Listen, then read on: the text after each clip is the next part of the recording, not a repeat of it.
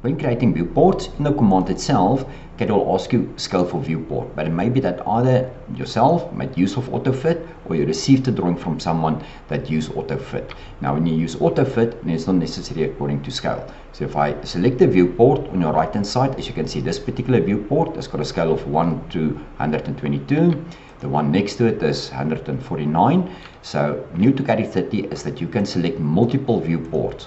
And in your object properties, you can make changes to the content. As you can see, the scale, Caddie picks up that the 3 viewports I've selected, the scale varies. So I'm going to force it now to scale 100 and have a look. You'll see that all 3 of the viewports will update. So now all 3 is making use of scale 100. The same as when it comes to my annotation scale. At the moment it says various, so I can force it to 100.